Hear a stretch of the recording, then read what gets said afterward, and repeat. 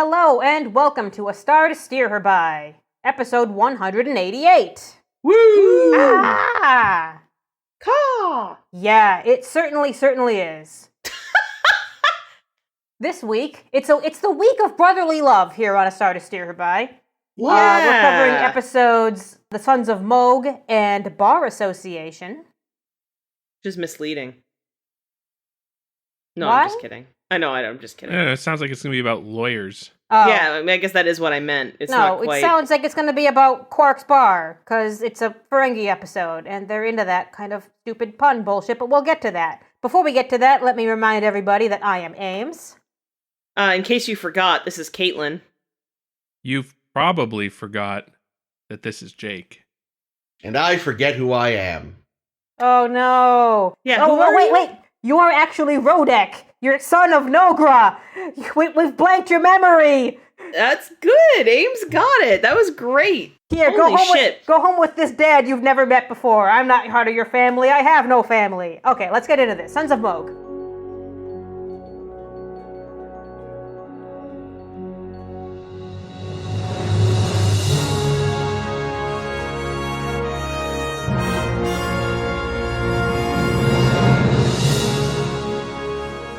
Old man Jake, Worf's brother, fucked it up already.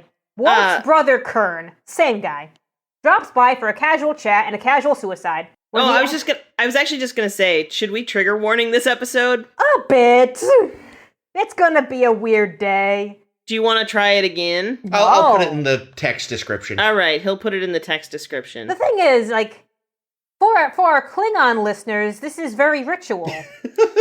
It's the mock Tavor, which Kurn comes and asks Worf to perform on him because, his family has no honor anymore. All Worf's fucking fault.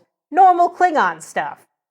And Worf says, okay, I will kill the fuck out of you. When suddenly Jadzia figures out something's up, and Kool-Aid Man her ways into the room. No, wait, that was the joke I did last time I introed. Anyway, she saves Kurn's life, even though Kurn and Worf are so against that, and Kurn lives. Damn it, Kurn! Meanwhile, Cisco has a big racism at Worf, which I was uncomfortable with, and says, you gotta deal with this. Meanwhile... I don't know. We'll wait till we talk sorry. Yeah. Yeah. Avoid editorializing in the intro, please. Oh, okay. Excuse me, because no one else ever fucking does that. I'm sorry. Excuse me. Wait till we get to Bar Association. Meanwhile, Kira and O'Brien have found that there's some weird stuff happening in space outside the Bajoran system, and they find this Klingon ship that has blown itself up on a cloaked mine. That's new. So they tow it into Deep Space Nine, because that's a thing now. Now we have to deal with cloaked mines. On the station, Kurn gets a job with Odo, but is fired when he starts trying to get himself killed on the job. Reminded me a bit of that Simpsons episode where Homer tries to get himself on workers' comp and get himself injured on the job. God. Oh, yeah. Just standing underneath things that are falling and all that stuff. Mm-hmm. That's like how in Russia people will bang into parked cars and then try to sue them. That's why they all have dash cams. If they were just if Odo was like, Kurn, I need you to stack these barrels. Oh no! Klingon's greatest enemy, Blue Barrel. But they managed to dovetail the two pots together, which is something they'd never ever do, when they realize, okay, if these Klingons are trying to hide these cloaked mines for us, and we have these two disgraced Klingons on board, let's just give them a quick makeover and some new DNA. That sounds sketchy as fuck. Yeah. Send them over to the Klingon ship to figure out where all the mines are, so that Kira and O'Brien can blow them all up, and will maybe charge the Klingons with war crimes. Unclear. We'll talk about this. However, Kurn is still fucking pissed, and they're trying to figure out a way that he can be happy without trying to constantly get himself killed by things.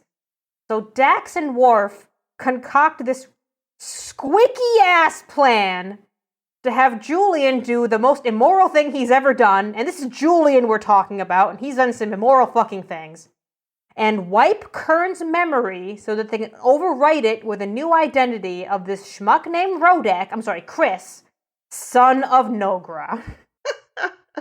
And that's how they get around that. I'm not lying. It's squeaky as fuck. Really weird. Before we get into the serious conversation, Yeah.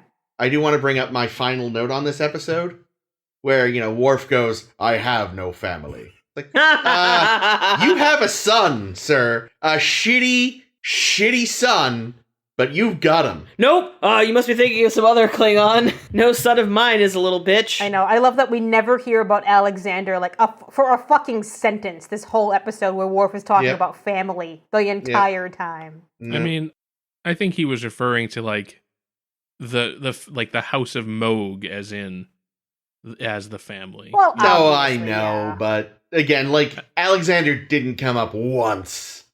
Yeah, but I don't think Alexander would give a shit. No, I know, but not even just like how's your nephew, or my nephew, whatever. I'm surprised they didn't pawn Kurn off on the Rozhenkovs. That would have been funny. That would have been really funny. Yeah, instead it's this friend of the family, of which there seem to be plenty of, who's just willing to take in a grown son. Yep. And pretend he's been his the whole time. Maybe they could have no sons of their own. Maybe it was the only way to continue the line, or in this case, the house. Maybe. I did see that there are, like, 2 novels that revisit Kurn later on, and in one of them he gets his memories back. That's gotta be awkward. Yeah, that's, the morality of this episode is deeply upsetting. A lot. In nearly every way. Because, like, they didn't ask him if he wanted this. They just did it when he passed out from the booze. Because they got him drunk and then fucking stole his memories. That was the one thing when the episode was opening, like, if I hadn't, read the Netflix description or the title, it was like, there's an intoxicated Klingon insisting on seeing you. It's like, is Kor back? Yay! And he's changed his mind about the sword. Yeah, let's go find it.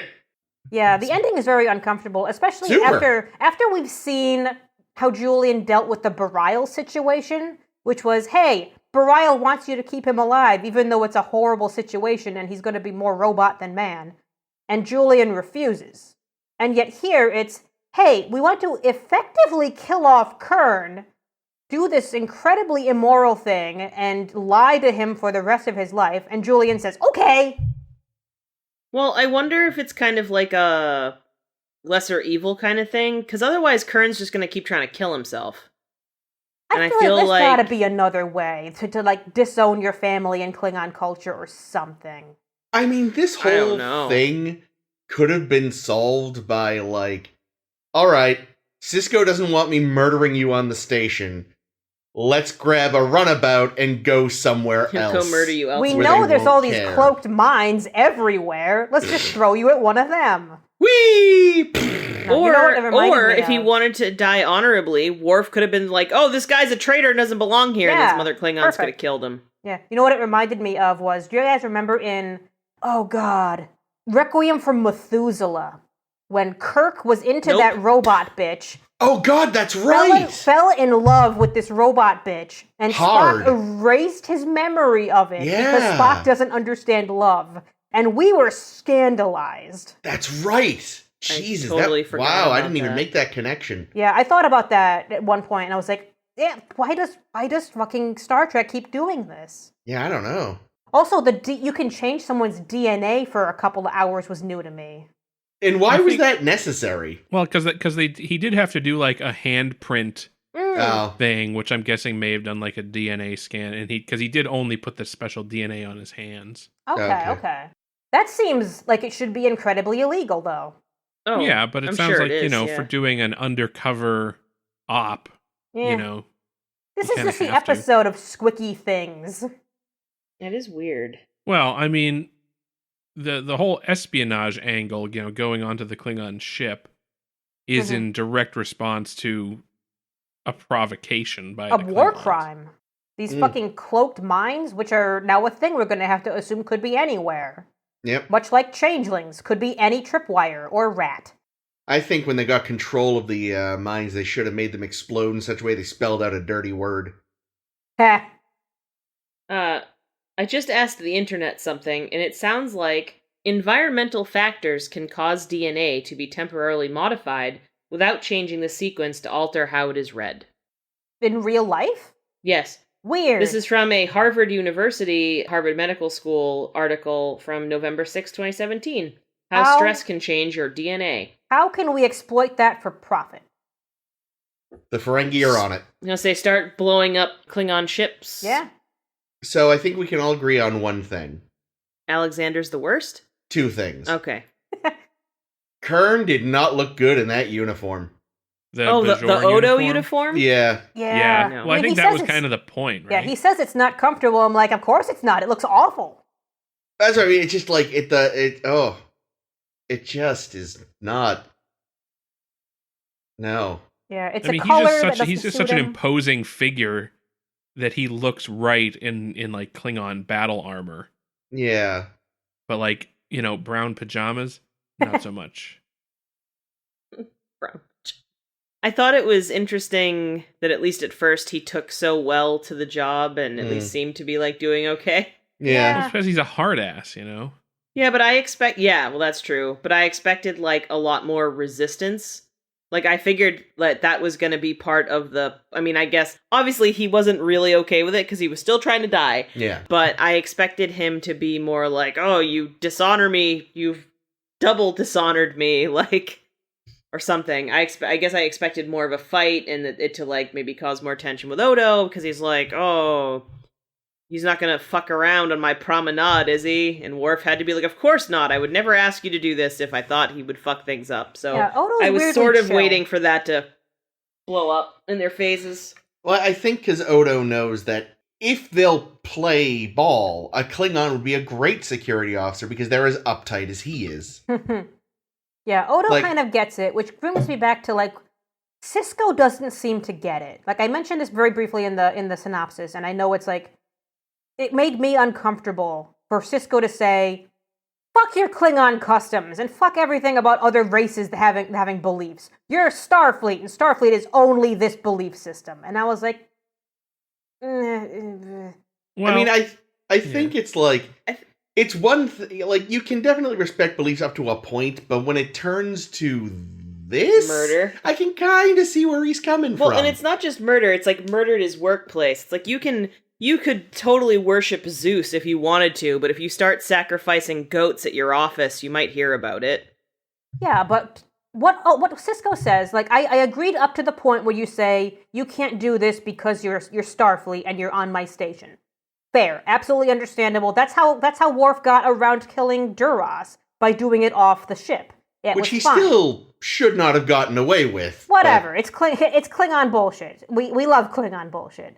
But wait, that's what Sisko said, and you didn't like it when he said it. No, what Sisko says is, I don't give a shit that you have a different belief system than us. That's out the window. When really, like, it's the entire context of what Worf is doing. I don't think that is what Sisko said, though. What did Sisko say? I think what Sisko said was, it's fine for everyone to have their own belief system up to a point, and that point is where, you murder someone on Deep Space Nine. I think he even said, like, this is the line. The line is doing a murder on my station.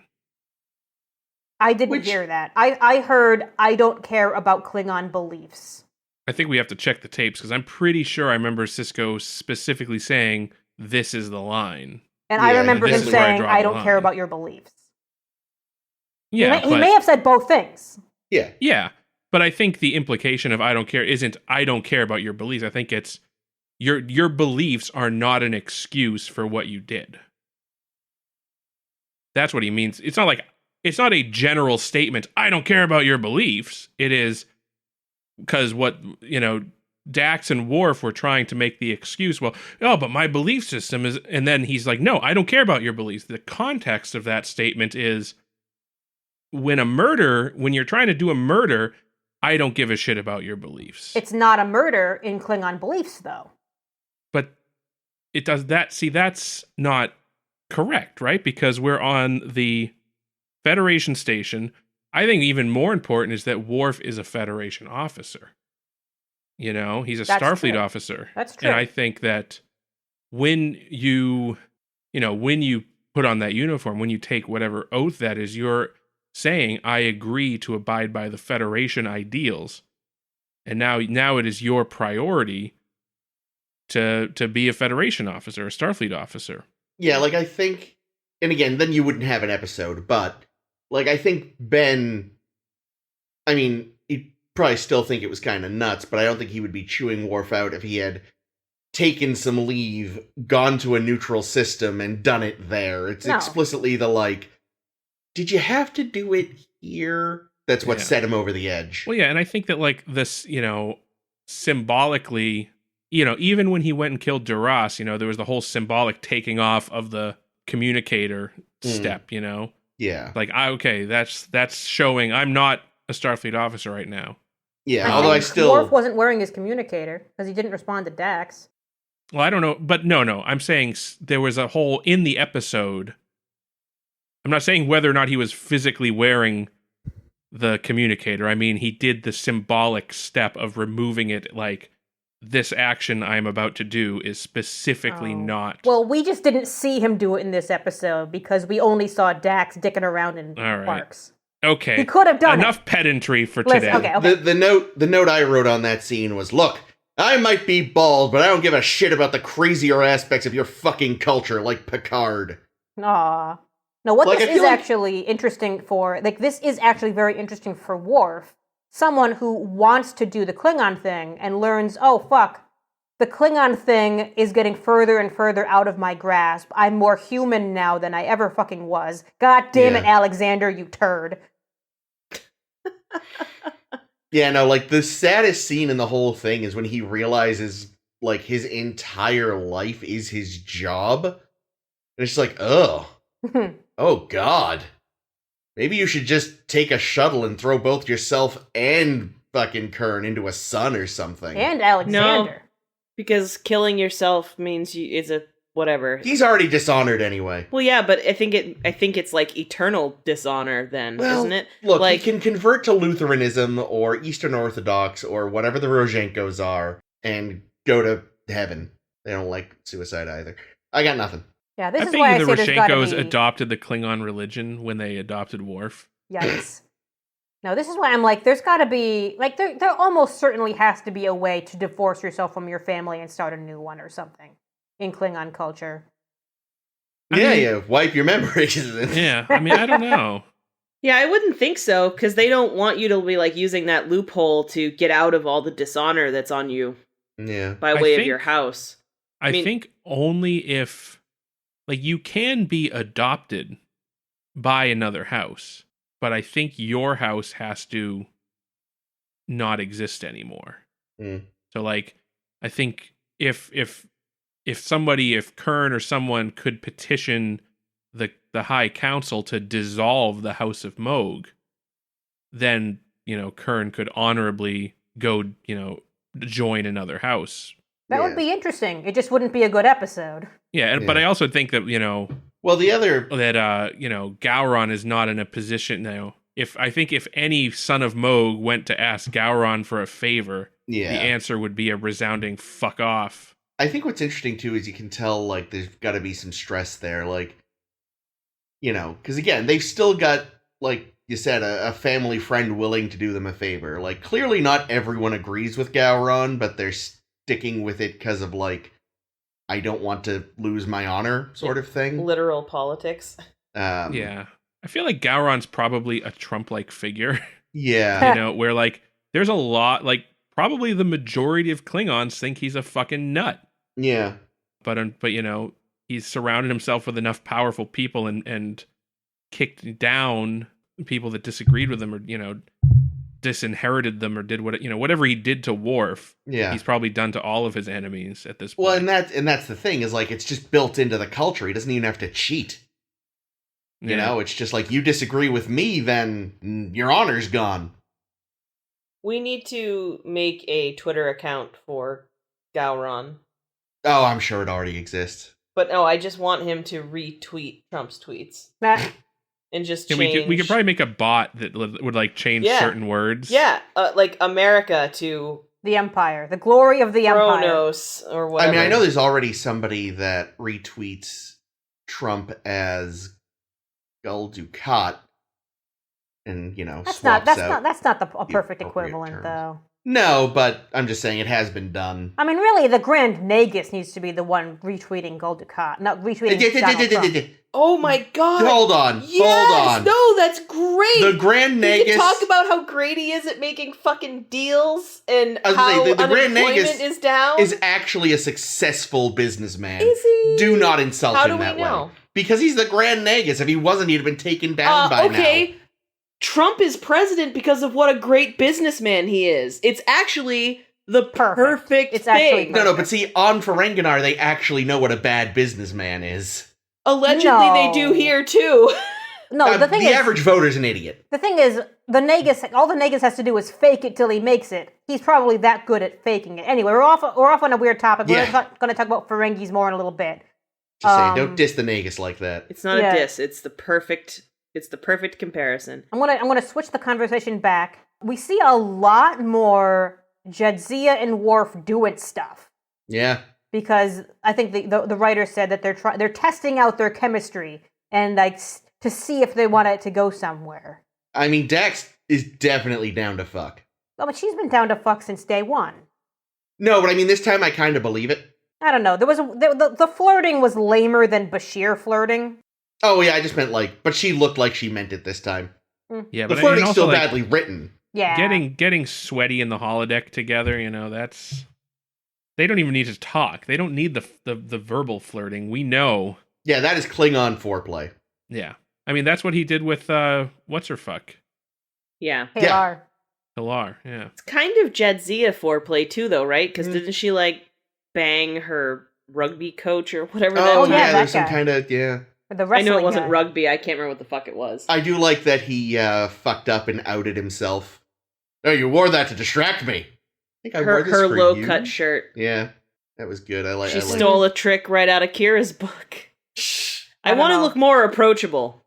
Her cover line of, well, you do all the grunting and stuff to distract me. Yeah, was lame. And growling. She would hate to play tennis. I don't know. I liked her little workout uniform that they showed later. The little black one with the silver collar. Oh, And yeah. They both are wearing that. I liked Yep. it. Yeah, I liked it too. I thought it actually looked really good on Worf. It looked Michael comfy as Dorn fuck. is a good-looking man. He's an attractive mean, fellow. Less so with all the prosthetics, but it's still in there. He's still handsome. He's a very handsome Klingon. Probably Got a has lovely the voice best too. and the best teeth of any Klingon we've ever seen as well. The Rashenko's probably got him braces. Yeah, I'd say they probably told him how to brush. And now he's got that tooth sharpener as well. That's true.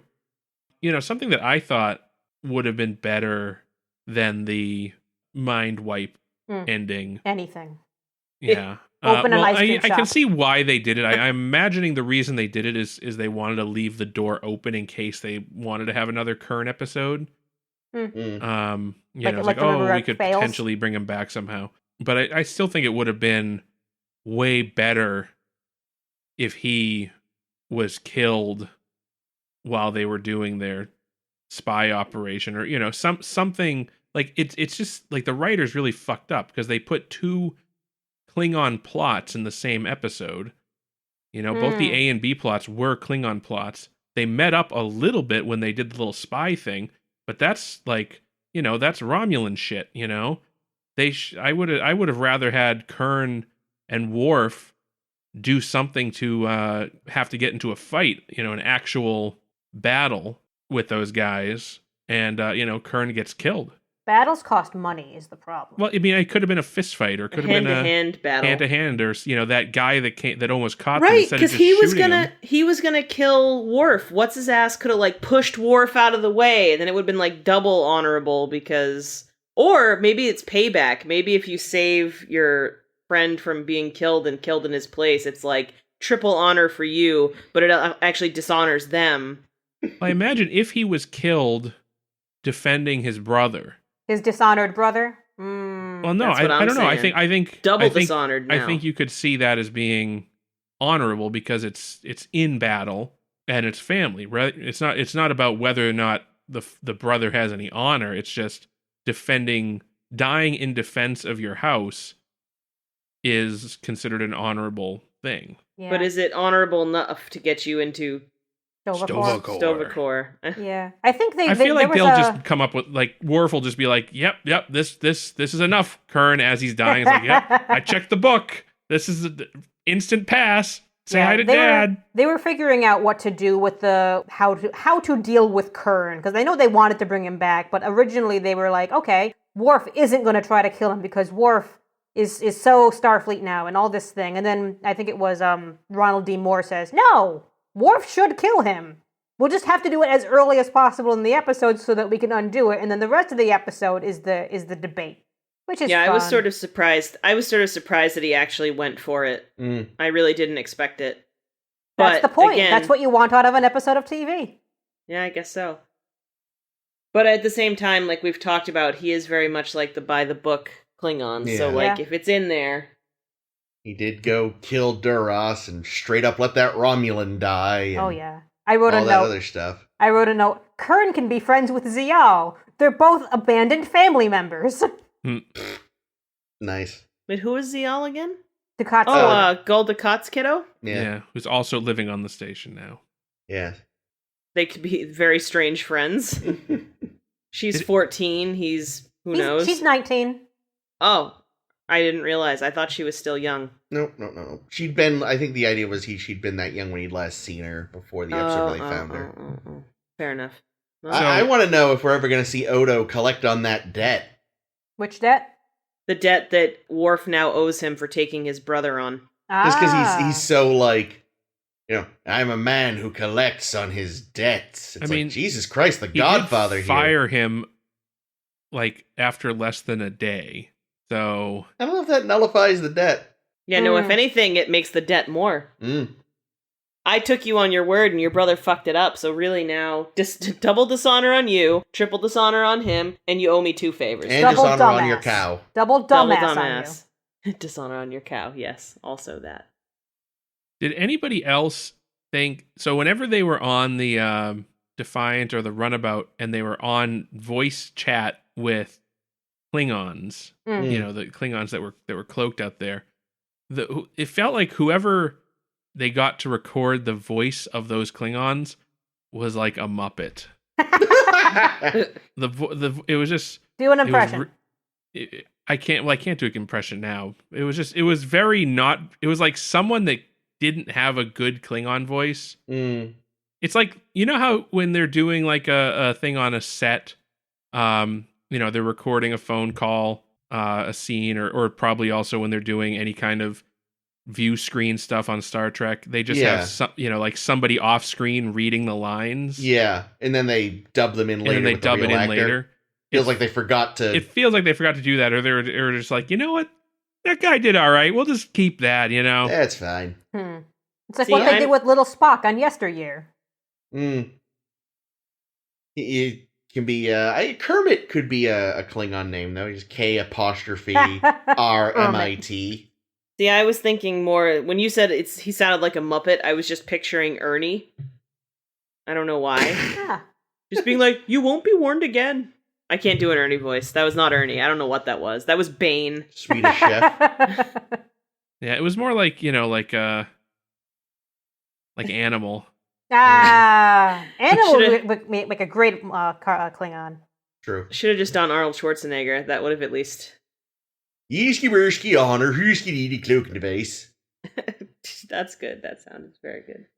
But yeah, so they ended up going with the really uncomfortable ending. Yeah. Yep, they did. Now, even from like, it is kind of weird that Julian agreed to do the procedure. Yeah. Without consent from Kurn.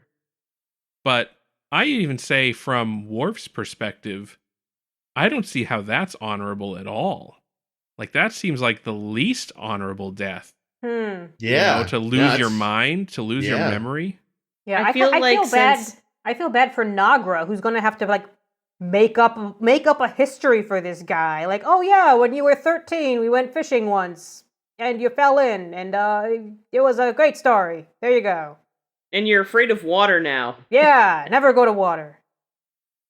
Why are there no pictures of me, Father, in our house? Big fire happened. No, it's fine. They'll just give him some pictures of, like, Alexander with, like, then his new dad's face photoshopped over Worf. He'll be like, no, yeah, that was you. You looked good. I get the feeling Klingons don't keep family photos. I mean, the houses we've seen are just big, ugly stone things. I mean, Worf has photos of Alexander. Yeah, Worf has an Alexander photo. He's also human. Yeah. I mean, he's not human, but he was raised by humans. Yeah, that's his human sentimentality. Yeah.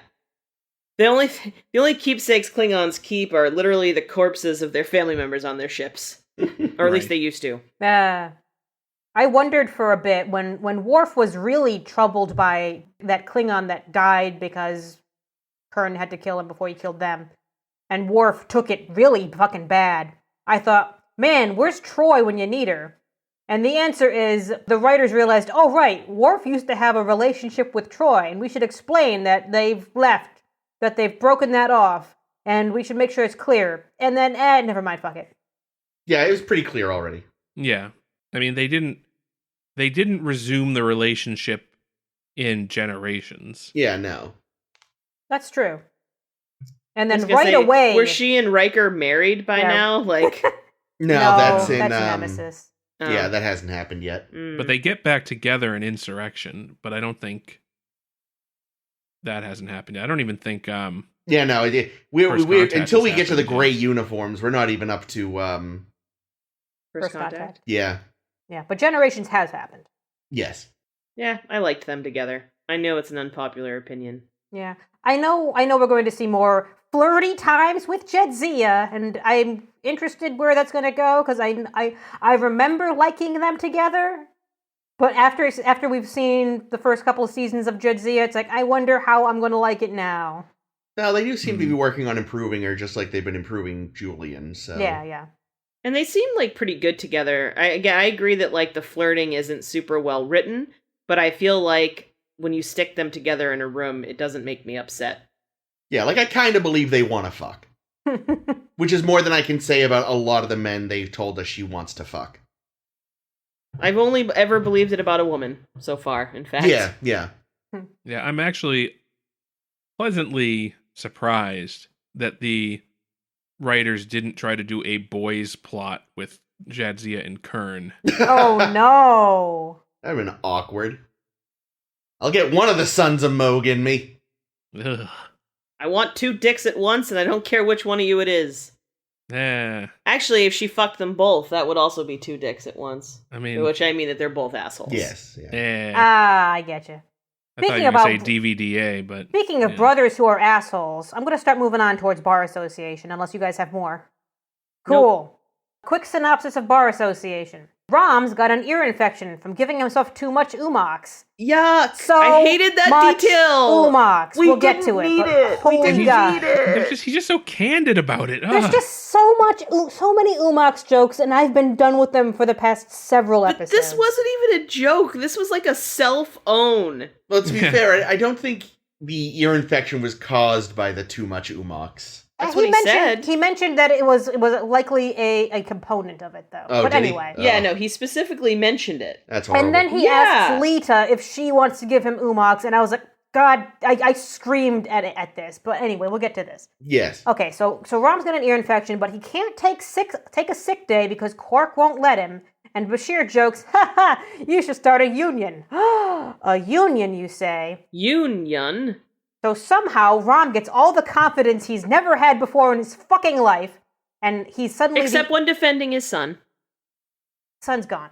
Suddenly he becomes a union boss and organizes a strike of the, 15 employees of the bar. I can't tell how big the bar is. We'll talk about that. I feel like there were different people every time the employees were together. Okay.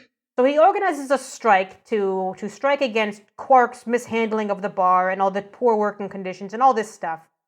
And Brunt at the FCA, we remember Brunt. He was around during the Moogie episode. Yep. He turns up because in Ferengi society, forming a union is a fucking giant no-no. And he makes some threats, and Rom won't back down. Again, where did all this confidence come from? It probably came from Lita, who everyone's been ogling this entire fucking episode long. She's got a nice rack. which is We're what you only do when human. Lita's here. But Brunt has his Nausicaan goons beat the ever-living tar out of Quark to try to get to Rom, thinking that Rom and Quark are good brothers or something when they're really fucking not. And Rom still won't budge.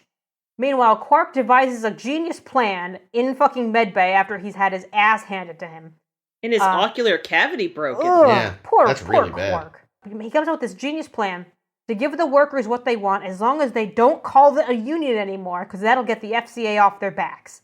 Win! Everyone wins, especially Rom, because Rom has now quit the bar to go become O'Brien's assistant and hold his tools while he's working, or something like that. Basically. I also wrote down that in a side plot that was almost as pointless as Miles' darts game episode, Worf is having an awkward day on the station, so he decides he's gonna go sleep in the car. That's it. That's all that happened. That's the best way to put it. Sleep in the car. I actually really liked that B-plot because I like when Worf's like, this shit... Someone breaks into his room, and he's like, this shit never happened on the Enterprise.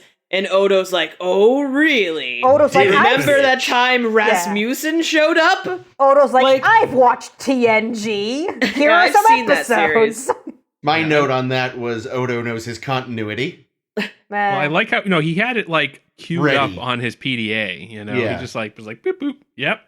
Well, that's actually that's what he's been whacking off to lately. It's no coincidence. It's just his porn. Oh. So that's how he gets his umox. Yeah, but he doesn't go around blabbing about it to people. Yeah. I really didn't so need done that with it. detail. Like I mean, I did hear it's the first and possibly only, or they claim it's the first. I don't think it actually is the first time that they've mentioned masturbation on the show. Even though I'm pretty sure when Riker saw The Perfect Mate, he made a reference. Yeah, because he was like, "I'll be in holodeck 3 or something." I mean, it was a. But this one's more overt. This is more overt. Like this is I more, give myself umox. I've rubbed it raw. Will you give me a hand job? Yeah, no, lady. No, Rom. No, sorry, That's it's sexual oozing. harassment. I literally won't. Thanks. What kills me is I really wish they'd cool it with these jokes, because, like, first of all, they're not funny. No. But second of all, like, aside from that, this was a really good episode, I thought.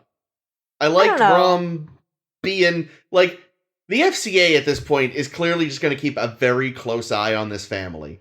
Because the mother's a problem. The fucking younger brother starting fucking unions, like, there's like, what is wrong with these people? Plenty. From their perspective. Yeah, the thing that troubled me about this is an episode that I had problems with, and one of them was, we discussed that Rom's major character trait is he's smart, he just lacks self-confidence. We've established this.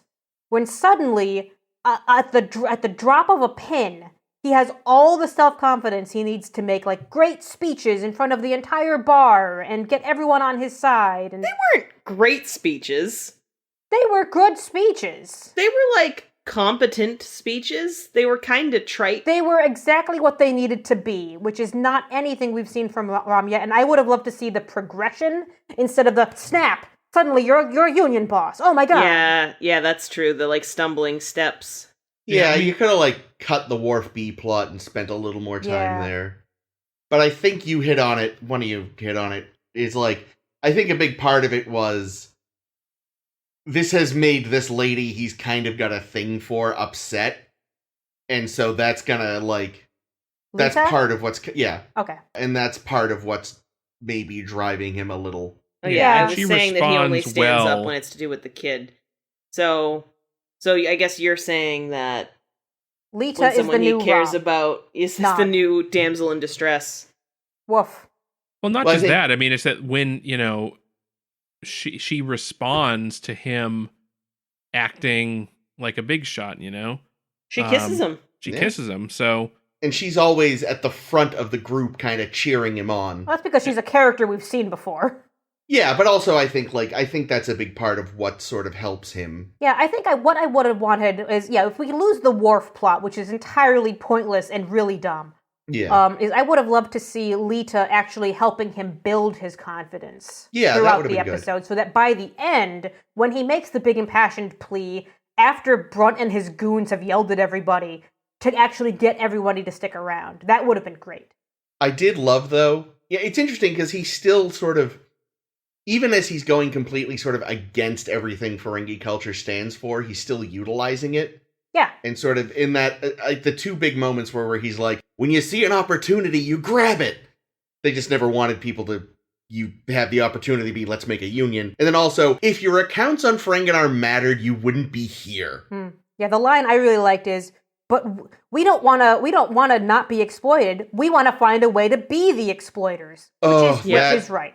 Too real. That's Republican voters all over. It's like, no, I want rich people to get tax breaks because someday I'm going to be a billionaire and I will benefit. And it's like, no, that's not going to happen. Well, that's an actual quote by someone where it's like, the problem with Americans is we all think we're temporarily embarrassed millionaires. Ooh, that's a good line. That's a good line. Yeah, that it's the same idea of just like, no, one day I will be the king shit of Turd Mountain. Yeah, this some parts of this episode reminded me a lot of like the Just Say No to Drugs episode, except about labor. You know, where it was like not transfigurations.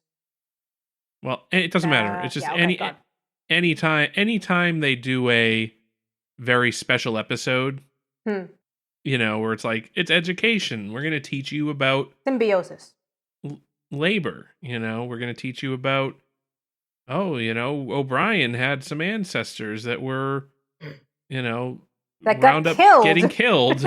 So I looked up the actual strike, and at some point, somebody replaced the name of the actual strike leader with... Oh, on Wikipedia? With O'Brien's ancestor.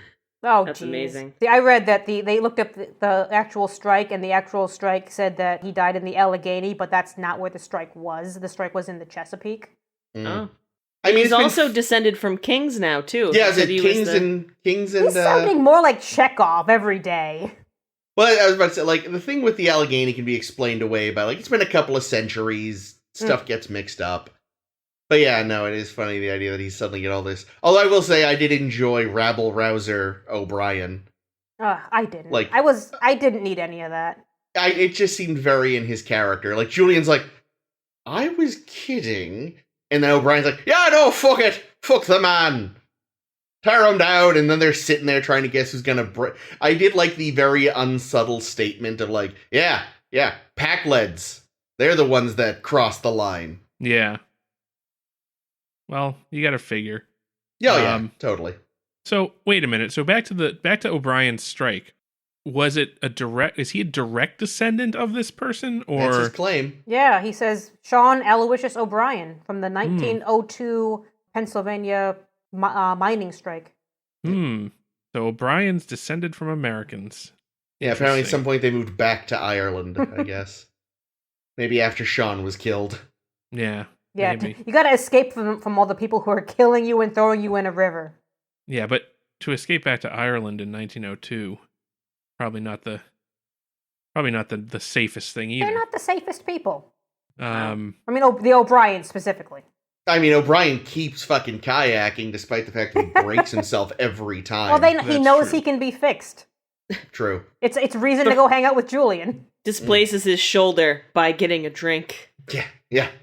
Well, I mean, I threw up my back moving a plate once, so I can sympathize.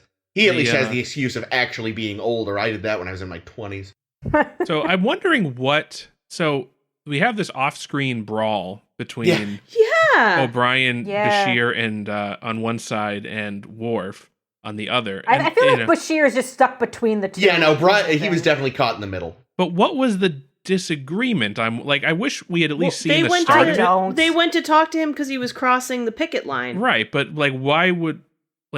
I feel like... Because Worf wanted his fucking prune juice, dude. He picked that as a hill to die on. Yeah, go to the Replimat. Well, I think it was he's already mad at people. Yeah, he was already in a mood, basically. Yeah. And he had to go call Quark the Ferengi bartender. Yes. I did find it funny that when they were apologizing to each other later, though, they were kind of giggling about the fact that Julian was caught in the middle and took the worst of it.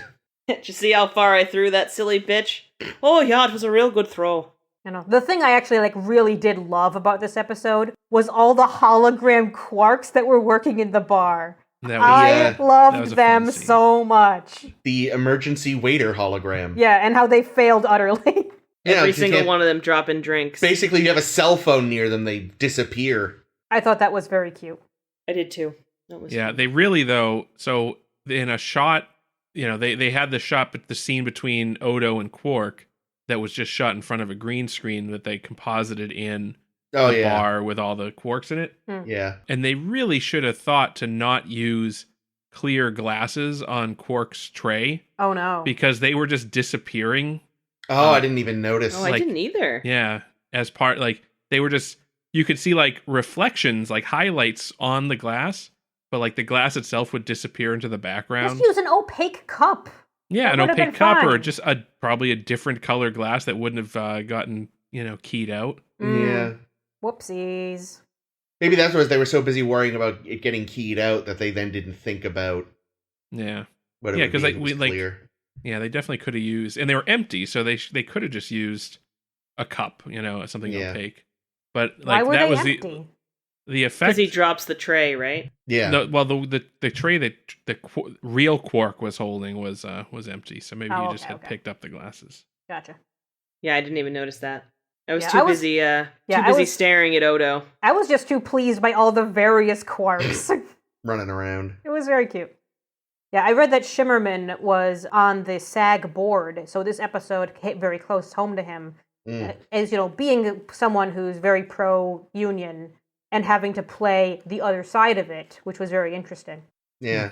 Well, it's funny. I know, too, I read an interview with Cole Meany once where he talked about, he's also very big on actors' unions. And, he remembers especially showing up in the States and, a lot of the actors were eventually you have to sign up to get certain gigs, but, they didn't quite fully understand the importance of, what it does for them. And things like that. Like so, what? well, just various protections and collective bargaining and... Yeah, what Rom wanted. Yeah. But for actors. But so I feel having him as a big union rabble-rouser was appropriate and probably not a huge stretch for him. I just found the Bashir and O'Brien watching, eating popcorn from the background to be too silly. It did feel like something they would do, though.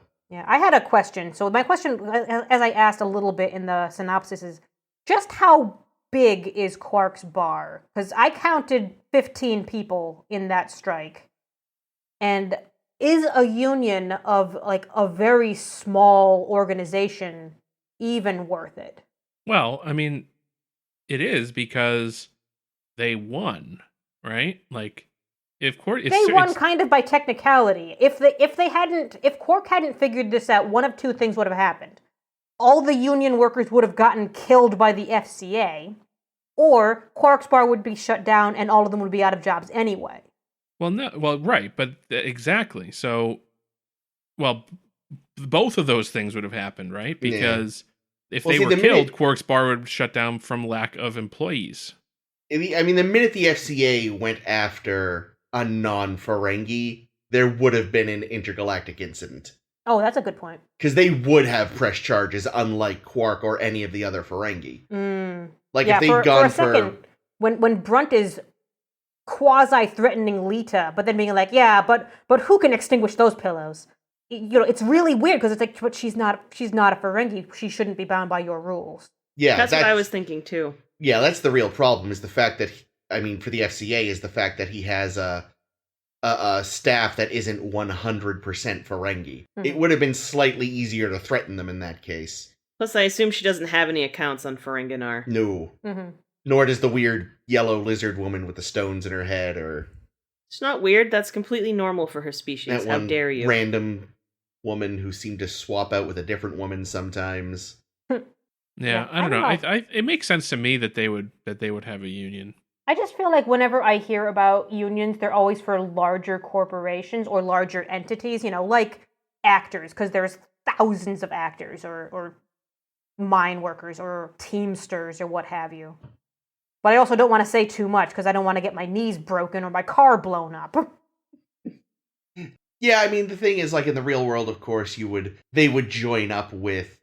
Because there are actually, unions specifically for food service folks. Yeah. I called my parents before doing this episode because I know both of them had been in unions before. My mother was on a teachers union who actually went on strike before I was born. To ask for more wages because teachers are screwed over like anybody. Oh yeah. And my father was in a union when he worked in a grocery store when he was in college-ish. Yeah, and you're in a clerical union. Yep, that's true. Yeah, but how big is that union? Oh, I mean, a lot bigger than Quark's. Yeah, but there's also like there's unions of unions, right? What? So like, unions have chapters, subdivisions, yeah. So, and that's the thing is like, there's really no larger entity for them to join because there aren't unions on Ferengi. Right, and the Federation doesn't need them because they treat people fairly in theory. I don't know about Bajor. The trick is to treat people fairly, but no one's going to do that. Yeah, well, you need unions. Unless they threaten to unionize. Yeah, but the whole point of the union is to have leverage over management. Yep. And since they are all of the employees of Quarks, they have leverage over management. Here's a question. Here's a stupid question. This may be me just being very dumb. I feel like Quark makes most of his money from schemes and not the bar. No, I think he makes a ton of money from the gambling. Oh, there's the gambling. That's true. Gambling gives you a lot of money. But also, I feel like the scheme money is 100% his. Yeah. Or at least his and maybe divided with, like, partners. Yeah. That does not go to the staff. Yeah, I just don't consider Quarks, like, a very, very successful business. I consider it, like, a moderate, small business. I mean, there's thousands of people that live on DS9. And people passing through. Oh, yeah. Yeah, and people passing. Yeah, they've said there's like 4,000 people or something that live there. And again, it's the people passing through that probably come in and really drink and gamble and. Right. I mean, Jake's right. He probably the bulk of the money probably comes from the Dabo, not the drinks. Yeah, and the holosuites and things like that. Forgot about the holosuites. You say Jake's right, and I assume you meant Jake Sisko. Yeah, Jake knows all about that. He's a contract, that kid. Because you got to figure, like, any business that revolves around serving food and drinks, probably, the replicator makes a lot of that redundant. Yeah. And it's not like Quarks has ever been shown to have, like, really good food or a good chef. No, in fact, the opposite. The replicators are always fucking breaking, and Rom has to fix them, so... Yeah. Although apparently... They do, I think, have drinks that you probably can't get from anywhere else, though. Yeah. Because he's got real alcohol. That's probably hard to get otherwise, right? And apparently he makes good enough Hasperat that Kira will go there for it. What's Hasperat again? You ever see it? It's a Bajoran burrito. Hey. Oh, okay. But yeah, he's usually got a decent crowd around the Dabo table when it's not the cleansing festival. Yeah, the Bajoran time of cleansing. Fucking Bajorans, man. Seriously. They say that it's a month long. Yep. To which I had a moment of, wait, does Bajor have a moon? But yes, we have seen one of their moons before. But we don't necessarily know how long a Bajoran month is. No, that's true. So it could be a fucking week or a fucking day. But it's also like, it's we know it's like if everybody was Catholic and everybody practiced Lent. I was thinking it was just like Lent. I was just thinking that. Mm. I mean, there's plenty of other, like, fasting holidays, too, though. Isn't Ramadan quite long? Yeah, it's a month. But yeah, it is funny. It's like, God, it's not like they're exactly hedonistic anyway. Why do they gotta have this special month? Because they love to suffer, the Bajorans. That is true. That's what they're best at. I wonder if we were to composite all of the details that we know about Bajor, if we could actually draw a pretty serious comparison to any one of the major religions. The thing I'm sure somebody has. Not that we should. I bet you we could draw a parallel to every single religion is the thing. Because I feel like Bajoran rituals are also, so far, pretty vague and could fit in many slots. Well, I would be curious to see the flow chart of those. I mean, just based on, the writing staff and the country that created it, it's probably going to have the most similarities to the Abrahamic religions. Yeah, and I feel like their plot line, is probably, inspired by a mix of both Jewish stuff and like the Palestinians. Yeah, I was thinking about the Palestinians. With the whole occupation and everything. So like I feel like they kind of made a weird amalgamation of those two groups to create the Bajorans. Yes. But also very Catholic. Yes. Just not happy unless they're unhappy. Yeah, so Max Grodenchik, when he saw this episode, he was convinced that they were writing him out and it would be a bad idea, and it means that his character would have less to do, and he was very sad.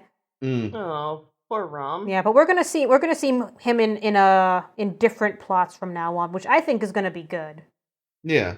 Yeah, separating him just like what Rom says at the end, that he's better apart from, when he's apart from Quark. I feel like that applies to the character itself. Because when it's a Quark thing, he's always playing opposite Quark. He's always the foil, or it's always a Quark episode that Rom happens to be there for. So I think, giving him more opportunities to do things that don't involve Quark is going to be interesting. Yeah.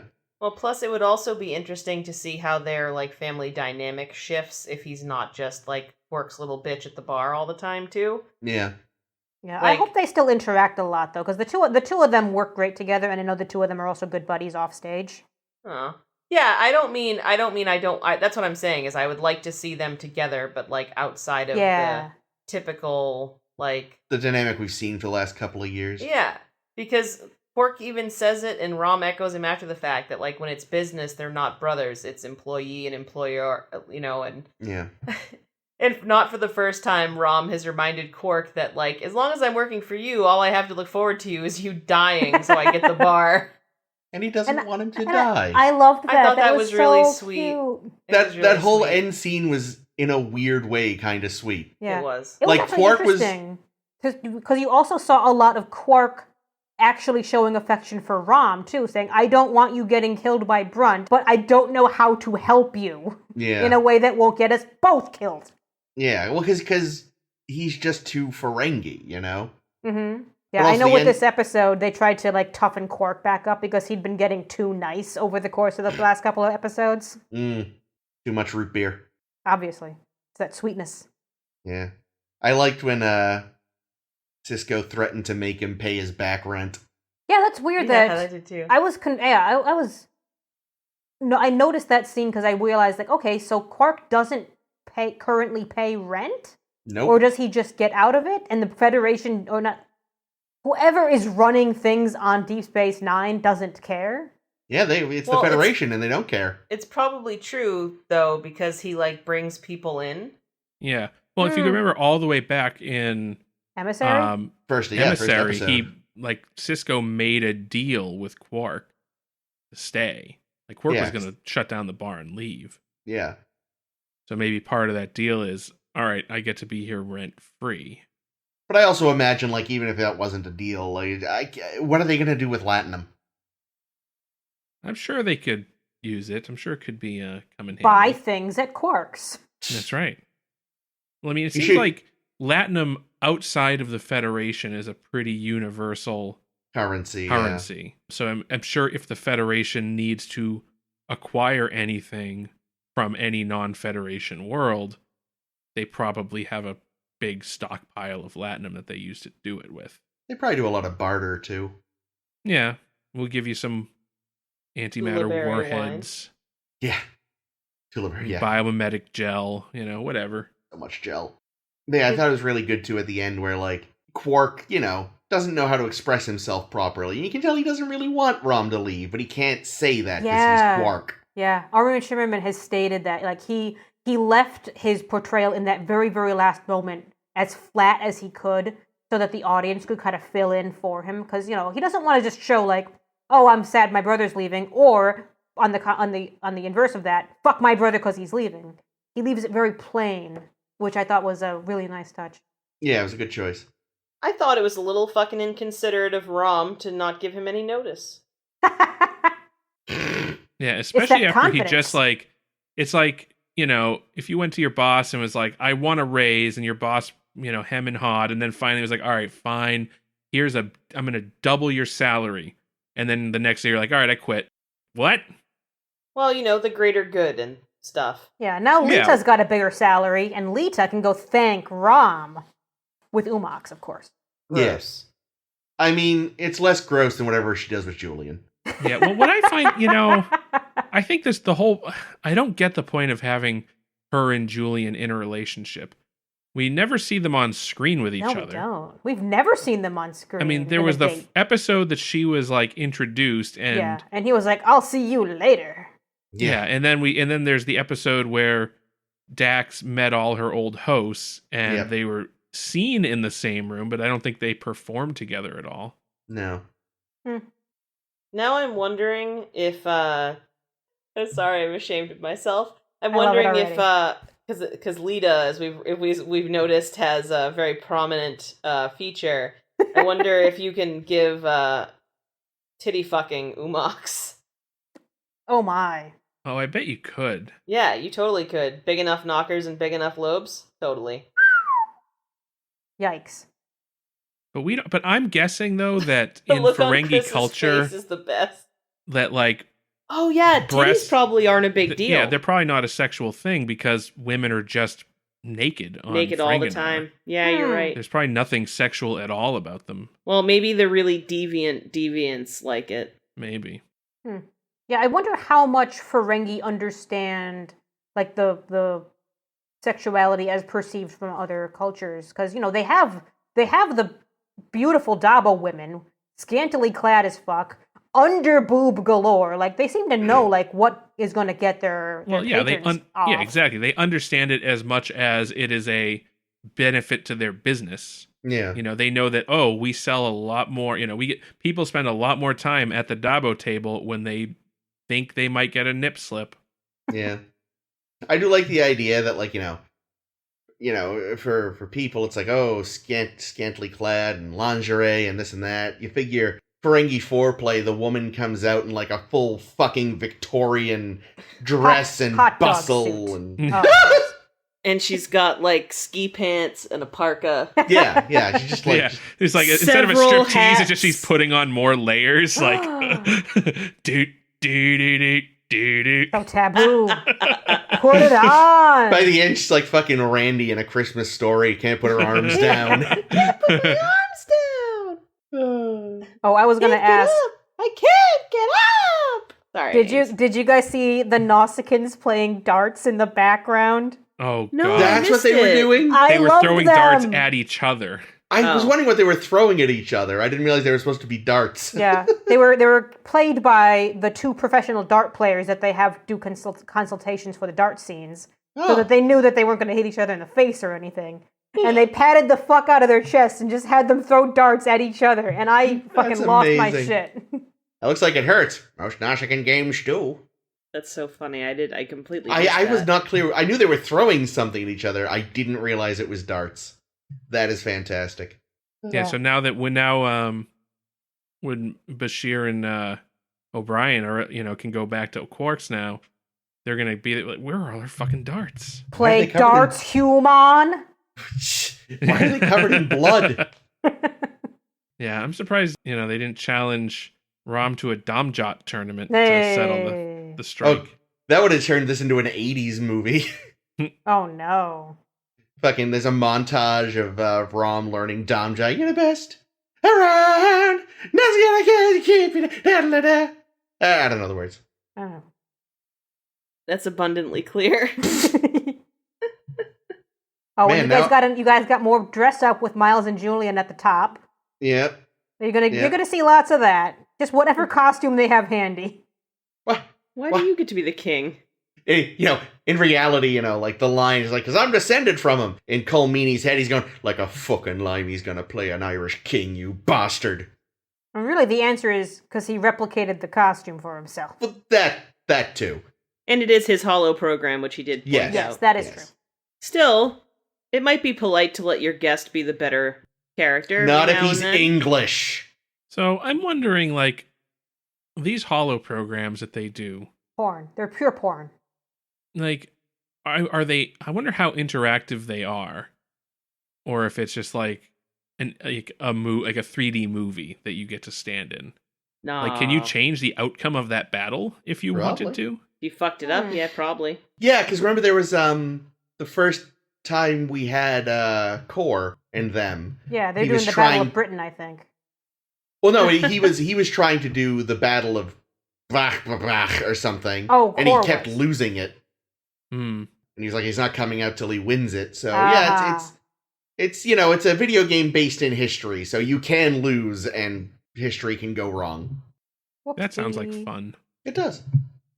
It's like Assassin's Creed back when it was good. Yeah, my last question is just trying to make sense out of Worf's decision to go live on the Defiant, which doesn't make a lot of sense to me because the Defiant is often off doing things. So is he just live there when it's off doing something? Well, yeah, I think when it's off doing something, I think the idea is that he generally is on the ship when it's out Yeah. doing things. Yeah, he seems to be the almost like, if Cisco's not there, they put him in charge. But his And even job is on the station. Yes. I don't like It doesn't make a lot of... That whole B-plot was dumb. that. Yeah. Yeah. I did like, though, that he still has the tooth sharpener. Yeah, that's Mm. good. Isn't that your tooth sharpener? He was so mad. Yeah, because he's probably mad that the fucking dude that tried to steal it jammed it in his mouth like he did when he bought it. Yeah. I'm gonna have to Now I fucking gotta sterilize this now. You probably I, should have once in the last 6 months. Yeah, so apparently, that guy was like climbing around in the ceiling. Yeah. Bet he was humming the Mission Impossible theme while he was doing it too. Hey.